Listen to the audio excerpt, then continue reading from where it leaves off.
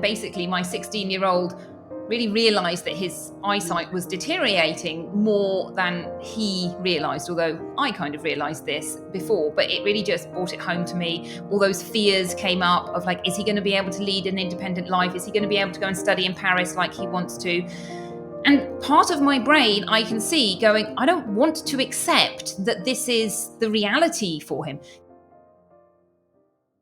Welcome, Dr. Olena, to the Beyond Resilience podcast. I am delighted to have you here and to have this conversation with you, one of many that we've had, but the first one that's actually recorded.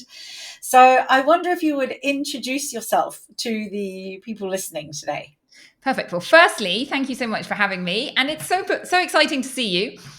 So I trained as a doctor in the UK. That in itself is a little chat about resilience because it wasn't an easy journey to get there. And in 2011, I moved to Spain. Again, another story behind that. But essentially, I moved, what I say, with my eyes wide shut. And I had done pediatrics. And I thought I'd just come to Spain and it would be easy and I would just work in pediatrics. Long story short, that did not happen. And I really turned to doing things on the internet. And I have 4 kids who are picky eaters. And I started thinking about how to help children eat healthily. And then I think around 6 years ago, I pivoted to really help women lead a healthy, amazing life. So healthy eating and exercising and just basically enjoying the rest of their life in a healthy and vibrant way. And that's what I do now. I love that. And I have benefited from your fantastic, it's not just advice, like the fantastic work that you do. And as a 54-year-old woman who's exceptionally and profoundly interested in resilience, health and resilience go hand in hand. And again, for me, I'm talking about beyond resilience. We can't go beyond resilience with robust and generative health. And I've benefited so much from our conversations. And I would recommend any women who want to have a whole other experience of what it means to be healthy to get in touch with you. And at the end of our conversation, I'll ask how they can find you. Perfect. So tell me, Orlena, when I first came to you and I said, look, I want to have this conversation on beyond resilience, because there's resilience and there's beyond resilience. So I would just want to see how do you define resilience and how would you define beyond resilience? What do those two terms mean to you? Well, I think that's a really good question, but I wonder if you should be answering them, but I'll give you my thoughts and then you can tell me your thoughts. So for me, resilience is really just the ability to overcome obstacles. And whatever we're doing, there are going to be obstacles in life. And I'll use the analogy of weight loss and getting healthy. I think everybody knows the story of I tried a diet and I got some results and then I stopped doing it. Or something happened and most people give up at that stage. Now, I say to people when they start working with me, do you know what? You're going to have 200 obstacles before you reach your goal. And what I want you to do is see these things as golden learning opportunities. Just pick yourself up, brush yourself down, move on. And that to me is resilience. It's like getting to the goal despite the obstacles. Mm-hmm. Now, I don't know what your definition of beyond resilience is, but I think for me, it would be just really enjoying it and being like positive brain about it. Like, this is the journey. I'm not just doing this because I want to be healthy. It's like, no, I really want to make this fun and make my entire journey extraordinary in a normal way. Do you know what I mean? Like, I'm not talking about, I don't know, getting a yacht or a Louis Vuitton handbag. I'm just talking about really being present to the journey that we're on, which is life, essentially. I love that you've just said, like, the ordinary, being present to the ordinary journey in an ordinary way. And I guess that is where I want us to talk about beyond resilience, because you mentioned in the beginning about like, we're here to overcome obstacles, but it's all about overcoming obstacles. And what I find in the resilience conversation is that then it only becomes about the obstacle. The focus is on the next obstacle. The way we get validation is from being able to overcome obstacles. And I think there's a more subtle truth in what you were saying is like, obstacles are simply in the process of life. There will be obstacles. Obstacles are not life. They're in the process of life. And so much focus gets put on just the next obstacle to overcome, and the identity that we create through that. And then also the fatigue that brings. It's like, oh, do I really want to be this person anymore? And I'm sort of sick of this. And then we give up on some of those really important goals that I've, really started to inquire into. What is actually beyond resilience? And I love that, just like seeing life as a journey, having somewhere to get to, right? Having something that inspires you, and allowing ourselves to see whatever it is that our lives is an extraordinary journey. I mean, that's what I want to quote you on, just seeing our lives as an extraordinary journey, and the fun and the energy that can bring. So just throwing it back to you, as you see your life now as an extraordinary journey, an ordinary life of an extraordinary journey. Has it always been that way for you? Have you always seen that? Have you always had that way of looking at it, or is it? No, absolutely not. I don't think so. And particularly as a kid, you know what it's like as a kid. You're just like, oh, my life, I've got this ordinary life. And, I think growing up in a privileged position compared to a lot of people, and I see my children now like so privileged and like just taking it for granted and not realizing what they have. And I think for me, my sort of pivot was when I moved to Spain, and I found myself with 4 young kids. I had 4 kids. My number 3, well, Angela, but number 3 was twins. So I had 4 children under the age of 4.5, and I had almost accidentally lost my career. I didn't mean to move to Spain. I thought I would move to Spain and just basically step into clinical medicine. I did try clinical medicine, but again, another long story. Trying to get my business off the ground. Like, if you want to talk about how not to run a business, I'm your girl to answer those questions. But all of these things were difficult, and I found myself, I've moved, all my friends kind of thought, you live on holiday, you've got this amazing life. And yet I found myself being grumpy mum, essentially. Do you know what I mean? Like snapping at the kids, basically because I was tired. I was tired and I didn't have the mindset really to see what was going on. And it was at that stage that a few things happened.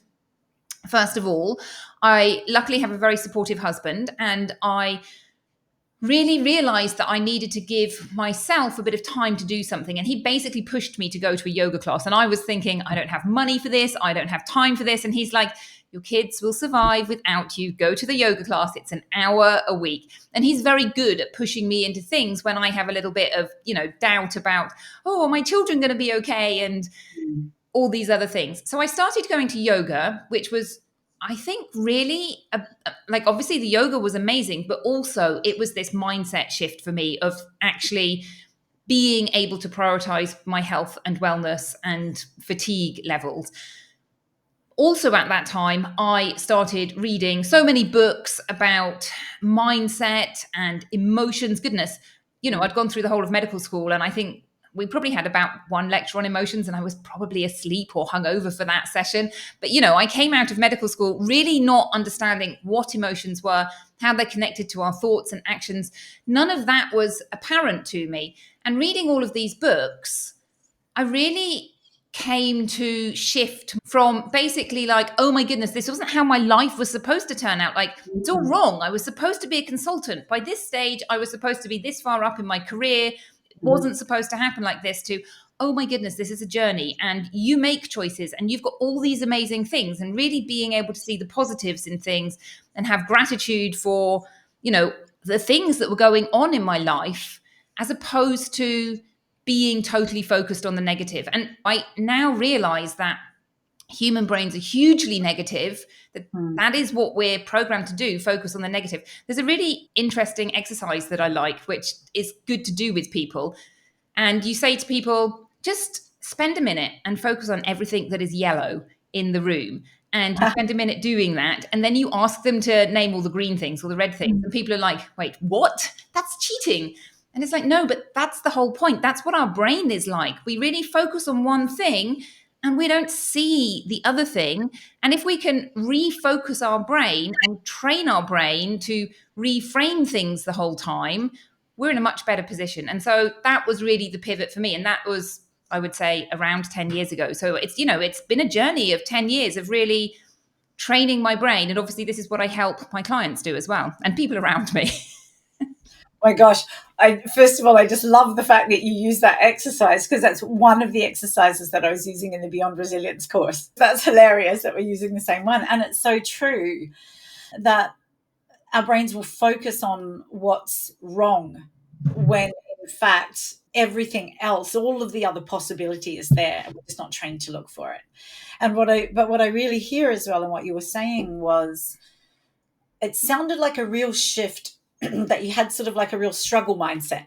It's got to be me, and many expectations of yourself. And I hear this of, I'm sure this is the same for men. They have their own expectations of themselves. But I work with women, and my passion is to have more women empowered and or feeling their power, because I think we have the power. We don't need to empower ourselves. We just got to get in contact with it, and of course from there, more women in leadership positions. So I'm constantly confronted in these conversations by the high expectations that we have of ourselves to be everything and do everything and not let anything go. And that creates struggle, all of these expectations. So having you be in struggle, and the expectation that you should have been somewhere different in your life should look different. So a real, like, my life doesn't look like the way I want, and a non-acceptation of that as well. And the way that your life is, it's a no. I even notice my own body like tensing at the thought of, like, I'm going to struggle against this. And so you would say that if it's not struggle now, what is it with these mindset shifts? So I think for me, the way I see it is negative brain and positive brain. And we can talk a lot about negative brain. And in fact, I really love the book by Shirazad Shameen called Positive Intelligence. And he actually did a lot of research into this. And he looked at people's negative thoughts, and they broke it down into, there's like, you've got your negative brain and you've got 9 different saboteurs. And the one that you're talking about is that high achiever. So high achiever basically says, and I put my hand up because I know I'm a high achiever, but it basically has sort of more expectations for yourself than other people. And I remember talking to one of my clients about this, and she said to me, "Oh, I've only lost £1 this week," this sort of voice of misery. And I said to her, "Wait, hang on a minute, wasn't that your goal?" And she's like, yeah, it was. I'm like, okay, so are you a high achiever? And she's like, yeah. And we laughed about it afterwards, but it's almost like you've got this secret goal. You've got one goal, you reach the goal, but instead of being happy about it, you're like, you've got a secret goal, which you haven't told anybody, and you haven't reached that secret goal. So now it's all doom and gloom. And it's like, wait, can we celebrate the fact that you reached the goal? Or even if you didn't reach the goal, that you celebrate that. So, I can talk all about the different saboteurs if you want, but really where I'd love you to. Oh, okay. Well, I have to remember them all. Well, just maybe a couple, because I can really hear that high achiever expectation, and you did just make me laugh, because I think I'm an undercover secret high achiever as well, and I don't see myself as one. I'm only crossing the Pyrenees next year from the Atlantic to the Mediterranean. I think there might be a little bit of high achiever in you. And the thing to remember is we all have all 9 of them, except I'm going to do a caveat. Pleaser, obviously, pleaser is one, and pleaser is a saboteur when it sort of tips over into pleasing people and putting their needs first. Now, you can do a test on this, and I did a test on my kids, my 16-year-old son. So my 16-year-old teenager boy, he scored 0 on pleaser. So that's the only time I've ever come across anybody who scored 0. But, normally we have all of these, except that some of them are stronger. We'll have 2 or 3 which are really strong. Now, these saboteurs are our strengths. They are our strengths as well. Being a high achiever is your strength. And, being analytical is one of them. Being analytical is a really superpower, but it's a saboteur when you use it in the wrong place. So I know that I've got a very analytical mind, and that's great. But when it comes to helping my kids with their emotions, and I have kids who have, big emotions the whole time. So my son will say, yeah, exactly. My son will say something like, "Oh my goodness, I've got this problem," and he's upset about it. And I'm like, okay, fine, let's put our thinking caps on and solve the problem. Let's, do this from a logical place. But that's not what he's looking for. He's looking for emotional acknowledgement first. He needs his emotions addressed, whereas I'm trying to just solve the problem and just ignore the emotions. That's not working. So that's a hyper analytical one. You've got pleaser. You've got someone who puts things off. Oh my goodness, my brain isn't working. Procrastinator. Your brain's working very well, high achiever. Procrastinator. No, I'm trying to think what they call it. But basically, you've got a procrastinator, somebody who wants to put things off. They don't want to focus on something at one time. You've got a controller. So and in leadership, this is a really big one. Like, I want this thing done in my particular way, as opposed to, this is the end result that we want, and allowing different people to achieve it in a different way. Similar to that, you've got stickler, and they do overlap a little bit, but really a stickler is, I want it done in this particular way, as opposed to controlling the person, if that makes sense. So, apparently there are 200 different ways of doing the washing up. My husband wants it done in one particular way. Whereas I'm just like, yeah, whatever. As long as the dishes are clean, it doesn't really matter. I'm trying to think of the others. Maybe at the end, if you can give us a link. Because I think it's really interesting to be able to identify the different ways in which we undermine this. Yeah. These are our reactive ways of being. And when we look at resilience from reactivity, it's eventually going to drain our energy. Yeah. And it doesn't give us the access to our wider, not only our wider possibility, like that yellow you were mentioning before in the colors, but nor to the wider range of skills or strategies that we can use to move forward. It only keeps us, that reactivity keeps us in a very narrow focus, and again, only in relation to the obstacle. You make a really good point, and there's a reason for this. And so it's not just like our brain thinking, it is also like how our brain thinks and how the physiology of our body is connected. So if you think about negative brain, what is negative brain? It is essentially the fight, flight, and freeze. And you might think, wait, like I'm just talking about being stuck in traffic or something. So it's very easy to see when you're cross, something big is happening. You can see that it's the flight, fright, and freeze response. But if it's just like I'm a bit niggly because I'm stuck in traffic, it's actually the same response. And that response is great. You want to have that narrow vision when you're running away from a tiger. Because when you're running away from a tiger, you don't want to be like, oh, look, there's a funny shaped cloud. Or, hey, I'm going to go and smell these roses. Isn't that great? No, that's clearly not a great idea, is it? You have to be focused on running away from whatever you're running away for. And I see this so much in my kids. They start bickering and arguing, and they're so focused on what they're saying to each other. And I'll be sort of tapping them on the shoulder saying, hey guys, can we just stop this conversation? Hey guys. And like, they are just oblivious to me. Why? Because they're in that negative brain tunnel vision of, my brain is taking over with arguing with my sibling, and that's it. So it is useful. Being aware of it is really useful, because then you can see it, and then you can learn how to step out of it. And I love that you've just said, gosh, I just was just thinking of my kids as well when in those times. Mine are a little bit older than yours now. But, we talk a lot about this reptilian mind, and of course way back I was going to ask you, like, how many tigers have you had to run away from? And we talk about this a lot. And in fact, Gavin de Becker, in his fantastic book The Gift of Fear, speaks to the fact that our hyper anxious brains, or our fight, flight, freeze, fawn responses, are actually what's blocking us from the true capacity that we have to act in. Because if we're, as you were talking about being privileged in the beginning, most of the time we're not needing to run away from a tiger or even a person necessarily in general, for those of us who are not in war-torn countries, war-ravaged countries, where we're just on hypervigilance. And I think it's really important for us to take that into account, that is simply fundamentally how our brains work, but we do have access to other ways of our brains working, and that our brains have this possibility to dream, to imagine, to reflect from a place of relaxation. And from that place of inner centering, if not relaxation, there's so much more capacity. Yeah. And we don't have to be only stuck on the next obstacles. We have the positive brain, as you're saying, the creative brain. And it's actually up to us now, I think, to start cultivating it, to start seeing that and cultivating it, and not slipping into default. Yeah, absolutely. And you've meant hypervigilant is another one of the saboteurs. It is like looking for danger, but looking for danger beyond things. But yeah, I think you bring a really good point. It's this understanding our positive brain. And for me, the difference between negative brain and positive brain just accepts a situation.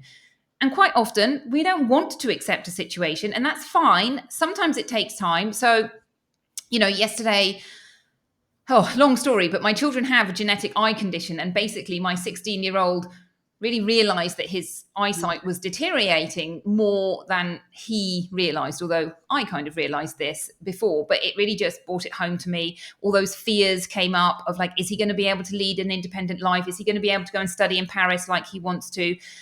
And part of my brain, I can see going, I don't want to accept that this is the reality for him. Now, the problem with that is, okay, it may take a little bit of time to sink in, but it's not a very helpful situation to be in, just basically being in denial and pretending that it doesn't happen. And so being able to shift into positive brain is a really powerful thing to do. And positive brain will either just accept something. And once you accept something, it actually stops being an issue. Like if you are stuck in traffic, for example, and your brain is fighting that, or you just accept it and go, I'm stuck in traffic, I'll arrive when I arrive, it stops. There's no issue there. Exactly. Yeah. Or your brain can really train itself to see gifts in any situation. And this can be really difficult to do. So, particularly if it's a big thing, like your children potentially going blind or your children going blind at some stage, it's like, well, where are the gifts in this? I'm not going to see a gift. And sometimes we can't really see gifts. One thing I think is useful is to look back at your life and see in times of adversity, what are some of the gifts that have come out of it. So when I think about my time of when I moved to Spain and I was grumpy mum and I did all of this like journey by myself, basically, because at that time there weren't all these coaches who were online. Goodness, if I had known about them, that would have been amazing. But I had to go through this journey by myself. But the positive in that is it really gave me the tools and the empathy to be a coach, to help other people. Otherwise, I wouldn't have had anything to teach them. I would just be saying, eat vegetables. Why aren't you eating vegetables? But really, it gave me that next, exactly, that next layer. You should be doing it. Yeah. Like, okay, let's look beyond this. Let's look beyond why are you having this repeated behavior? Let's look at some of these things and battle them or resolve them rather than just like, yeah, I told you, eat vegetables. I told you, eat this. You're not doing it.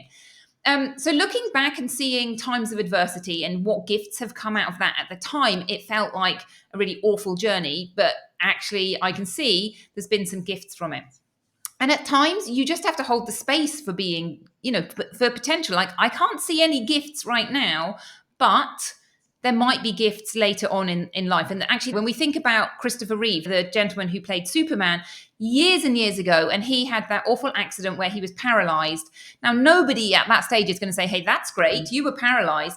But actually, by the end of his life, he was saying, do you know what? It was one of the biggest gifts in my life. And it really just changed how my life went. So you've got gifts of strengthening your positive brain. So being able to constantly stay in positive brain. Gifts of information. So in what I do with people, in terms of healthy eating, it's like, okay, so you've got this repeated behavior. If you're having repeated behavior, you're learning something about yourself, and then you can change it once you've learned about it. And then the last gift really is inspiration. So how can I do something different? So yesterday I decided, I've had this in the back of my mind, that we're going to do a sea swim. Angela, I've already signed you up for this. In order to raise money for gene therapy for this illness that my children have. And so it's really just been for me, and I'm a doer. I know I'm a doer. That's how I cope with things. But it's really going to be, okay, we're going to do this sponsored event and we're going to raise some money in order to get the gene therapy working so that hopefully at some stage my children will be able to have gene therapy. But that's, a gift of inspiration, doing something. And that may or may not be related to whatever the issue is. It might be that you think, oh my goodness, I lose my job. So you could then be inspired to get your best ever job. Or it could be that you're just inspired to learn to play the guitar because, well, you've never done it and you need to grasp life with two hands. There's so much in what you've just said, like so many threads, and I want to go through all of them. I think there are some key points. One, just really noticing the difference between, you didn't say this, but you went from denial to acceptance. But sometimes what I notice is people go from denial to resignation, and resignation, acceptance are not the same thing. And that's where I can really hear your access to going beyond, to being beyond resilient, is really through the acceptation process. It's like, okay, we can either be in denial and fight, like you did in the, the beginning. My life should not look like this, or this isn't happening. And then just like from acceptance, it's like, great, what can I do about this? So it allows you that possibility of looking in the right places, or finding new ways forward, or simply being able to comfort where comfort is needed, or deal with the emotions. But there's something just key in what you said. I'm a doer, but I noticed you said the word inspiration with that. So it wasn't just about, we'll just go and do something to take the mind off it. So what is the role of inspiration, do you think, in whether it be playing guitar or going and doing a swim that I'm apparently enrolled in? What is that role of inspiration in moving beyond the old paradigm of resilience, do you think?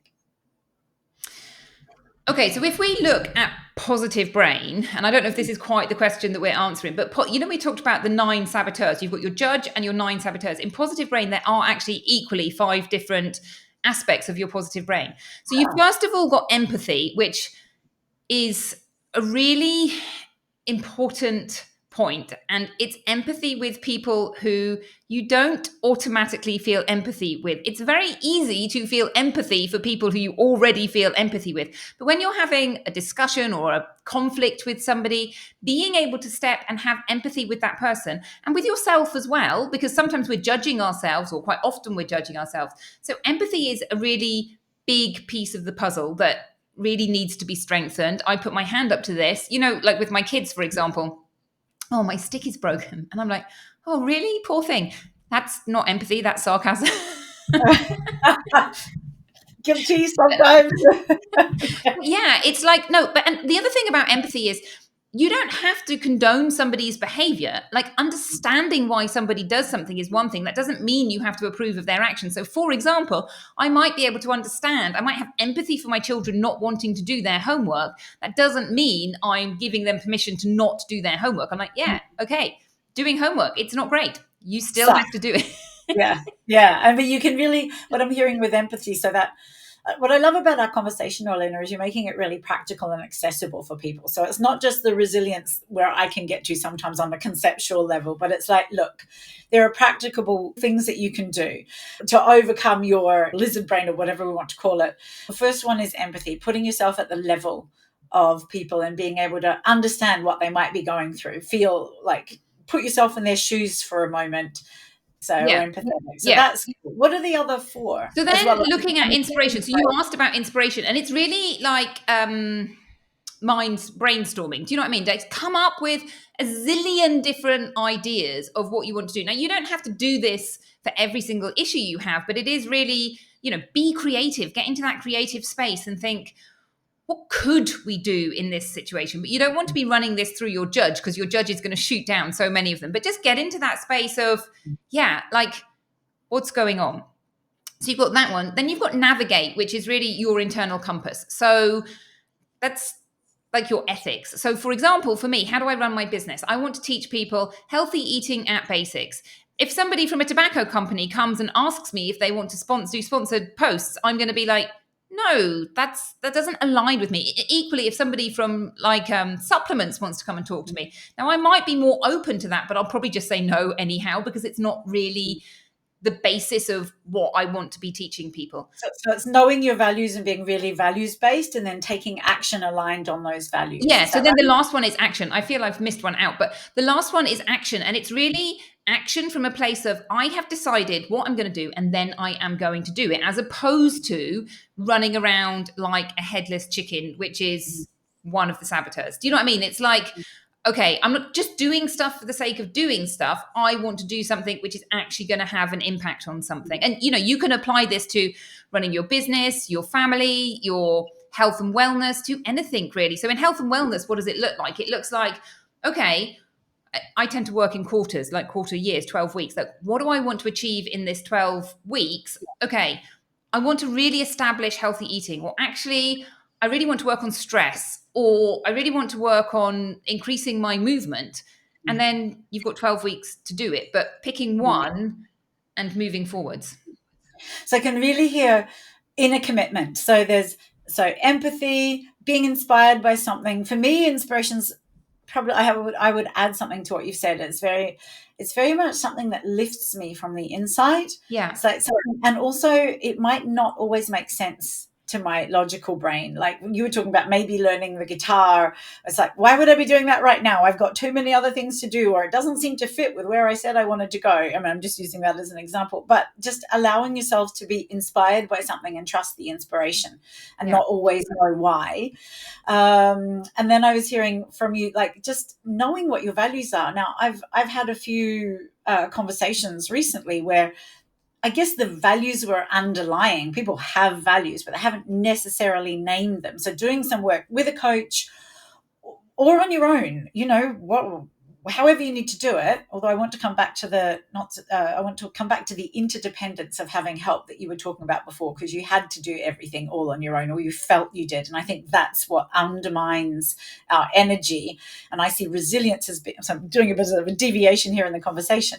But I would see going beyond resilience as actually increasing range and growing energy, whereas the resilience conversation, we're most often in and from that negative brain aspect, is something that actually diminishes our energy over time. We just get exhausted. And so coming back to that, knowing your values and then being able to go into that other stage you were saying, act from there, like know what you're committed to, what it is you want, be clear on what's important to you.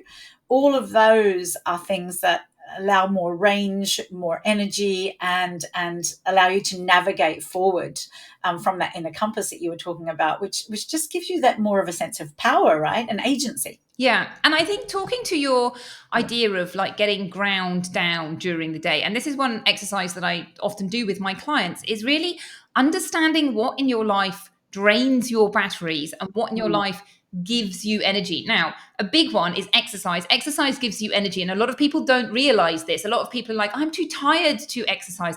Now, when you start exercising, you do have a hump because you're a little bit unfit and you need to get over that until your body is fit and used to doing exercise. But once you've done that and you've really established a habit, exercise is one of the best things for stress, and it also increases your energy. But beyond that, obviously, healthy eating is another thing which is going to sap your energy or give you energy. Sleep, another clearly big one, and stress, another big one. But just having things, like we all have things. So it might be knitting, it might be going for a walk in the countryside, it might be anything, but just knowing what those things for you are, and also thinking about limits as well. So how much time are you spending doing one thing? So for example, I love coaching. It's something that really lights me up, but I have a group program. And so I don't do heaps and heaps of coaching. If I were at the coalface 8 hours a day, having to see clients 5 days a week, I think coaching would really exhaust me. So it's knowing that. Equally, I love swimming and I can do, a big swim occasionally, but it's not something that I want to be doing every single day, all day. So it's just having that, I don't want to be like all day. I heard the all day because every single day I do I that. want to swim every single day, but that's why I swim in the summer when we swim. So just to explain for everyone, we swim like about 2.4 kilometers. And for me, I'm like, that's great. I've had a really good time swimming. Sometimes I'll go a little bit more, but because I'm going every day, I don't feel the need to do 2 hours swimming in the sea every single day. I'm like, no, actually, I've got other stuff that I want to do now. So I've had a really good time, but that's great. And so it is about just, sometimes people want to go and do more. Sometimes I'll do a bit more. But if I were having to swim 4 hours a day, I would be like, I'm bored now. And this isn't lighting me up. This is sapping my energy. I'm not training for the Olympics. So, it's getting that balance right, really. And knowing the line, like too much of a good thing, we say that as well. So recognizing that, what is the point at which this thing that I love is sapping my energy, and also how much of that is related to how I'm framing it. So it's a little complex, right? But at the same time, you've got sort of some guides. And what I keep hearing in you is like, know thyself. Yeah. Keep checking in. And one of the things I love about you, Orlena, just on a personal aspect of this conversation, is how when we go, nothing, you are unstoppable. You are my definition of unstoppable. And here we are, and it's like, oh, there are jellyfish. Yeah, I'll find a way through, she says. Like there must be a pathway in the sea through these jellyfish.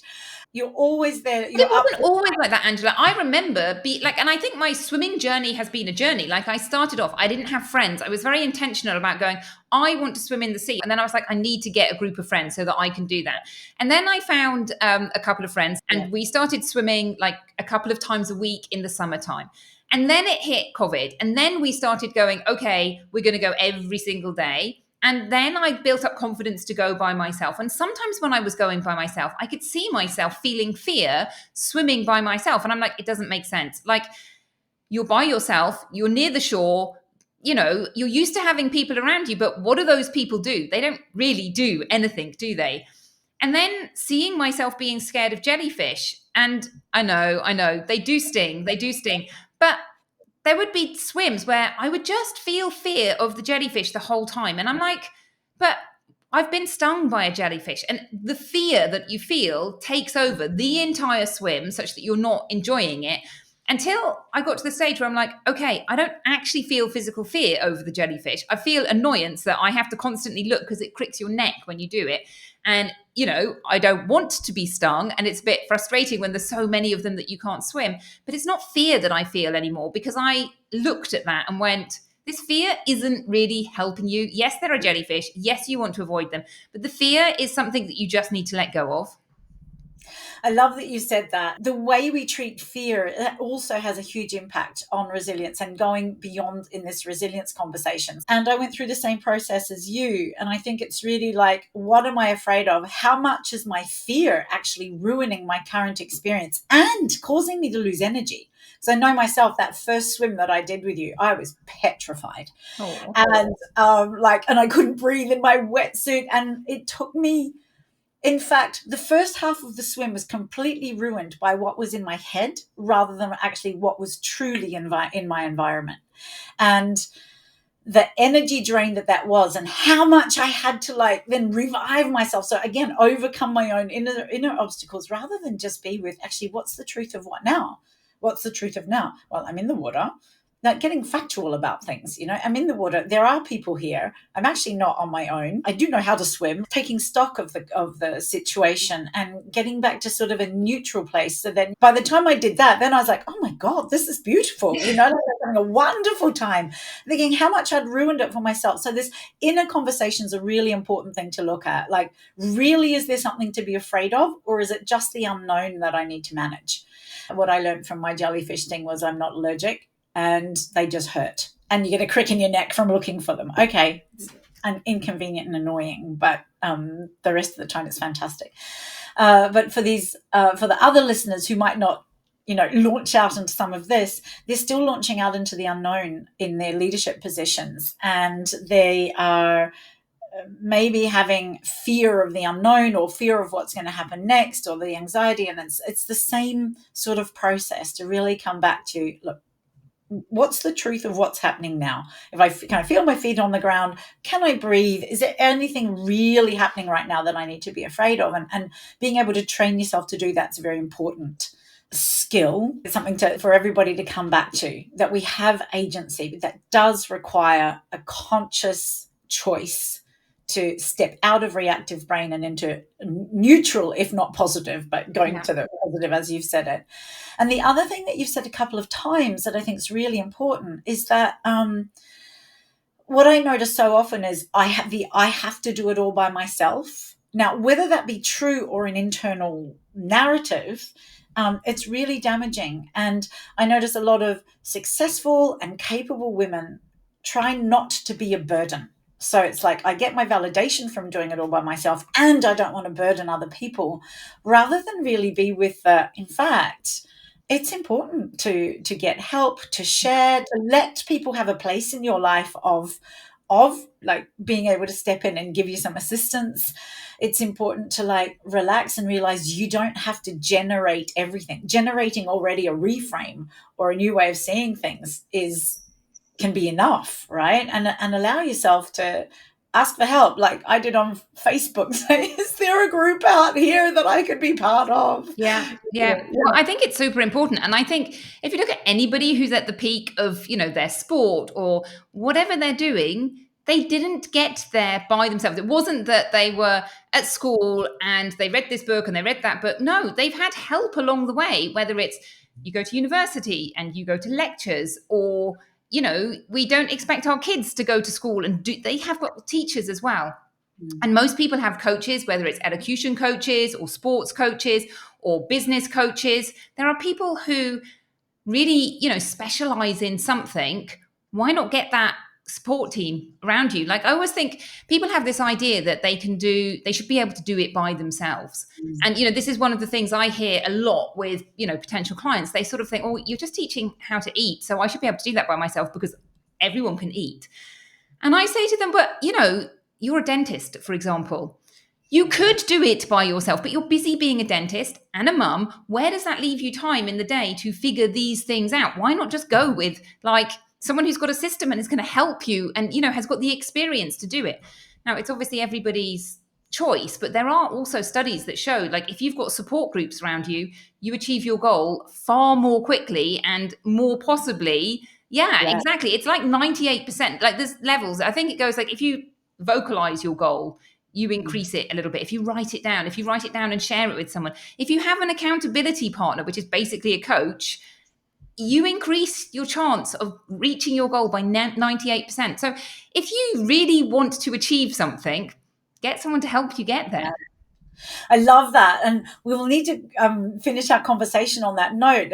What you're talking about is this myth of the self-made man as well. In a real patriarchal society, there's either the overcoming, the Rambo that we all love, or there's this myth of the self-made man.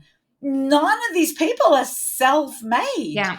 They've either had help from the beginning in terms of resources and finances and all the rest of it, or they've had mothers, sisters, wives, whatever, doing all the grunt work behind, there is no such thing as. Or they've had silent partners. So, for example, Disney, he was amazing in doing his cartoons and stuff, but his brother was the person who actually marketed his business. And without his brother, who doesn't get a reckoning in, life these days, there would be no Disney. Now, I personally love Disney and I think it's an amazing brand, but basically it was two people, not one person. Yeah, and I think that's it. We can all have so this isn't to detract from the talent and the hard work and the brilliance, whatever it might be, of the people that we can see, but it's the myth underneath that it's only self-made. Yeah. I know I have several friends who are Olympic athletes, and they are the ones out there they are the ones out there competing. There's nothing to be taken away from that, but they are the first ones to recognize the support that they have around them that allows them to be at their best, that keeps their mindset sharp, and focused in positive brain, rather than slipping back and having to overcome from the inside. They are the ones that have different, their sports coaches that are going to tweak their technique. So they have these interrelated support networks, which are really important, having all of that team of people around them that are also aiming for something greater than themselves with a bigger mission. All of that is something that we need to keep talking about, because that is what helps us go beyond resilience. And to coin what you said in the beginning, to have an extraordinary, ordinary life and be an extraordinary, ordinary person. And I really love the way you said that too. So just coming around to the end, because we unfortunately have to close our conversation. We'll have to have another one. Orlena, how can people find you? Well, thank you for asking. I have a podcast called Fit and Fabulous at 40 and Beyond with amazing guests. I believe you have been on it.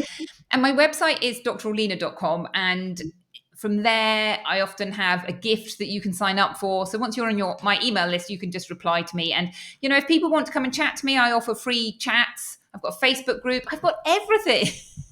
I know I've benefited greatly from your expertise, your advice, and the really fun way as well that you deliver it. It's fun and rigorous. And that's what I really love about it, is that there's no self-indulgence, but there is a lot of empathy and self-care and fun and deliciousness. Actually, I think delicious is the way that I would. I made some amazing chocolate almonds yesterday, and it's a shame you weren't here to enjoy them, but I'll have to make them for when you come. Well, maybe the listeners can have the recipe as well. So I want to thank you so much for being on the conversation with me. I really appreciate it. I want to thank you particularly for the practical tips that you've shown actually as well, that you've shared today, that people can go back and use and implement immediately. That's been really helpful. Thank you. Thank you so much. Okay. Hi, Carolyn. Hi, Angela. It's great to be here again after listening to Dr. Orlena's podcast. I'm sorry that I missed it. I'm sorry you missed it too. You would have loved the conversation, but thankfully you got to listen to it. And I'm curious to hear what you picked out that you think our listeners could really benefit from. Well, first of all, what a dynamic and fun woman to listen to, right? She had so many different ideas and so many, not only tips, but stories to tell us, which I just really lapped up. And what I was really struck by is we, in this podcast series, are looking at all the different aspects of how we can go from resilience beyond resilience. And she seemed to touch on all of them in this one session, the areas of fear and struggle to effort and resignation to acceptance and so many things. So I hope our listeners can see that as we go through this podcast, these themes are going to come up again and again. Up and away. Up and away. Anyway, the other thing that I thought was curious is, a lot of these are emotions, and she talked about going to med school and the fact that emotions aren't talked about in med school pretty much. And I thought, oh my gosh, I hope that's not the case now, because we all realize how linked our emotions are to our body. I know you're very, very appreciative. And that brings us to the end of another episode of the World Beyond Resilience podcast. If anything you heard today sparked an aha moment or made you think differently about resilience, please tell us about it in the comments. We'd love to hear from you. And please share it with everyone you know. For more episodes exploring how we can thrive beyond just bouncing back, follow our show on your favorite platforms. And of course, we have additional resources and deeper dives into all the topics we discuss on our website, which is worldbeyondresilience.com. So we absolutely love this topic, and we can see the possibility for this to create really powerful, vibrant, prosperous change in organizations and systems. So if this conversation interests you and you start to feel that spark as well, and you think it would be useful for yourself or within your organization, feel free to get in contact. So until next time, remember, there's a whole world of possibilities beyond just being resilient. Take care.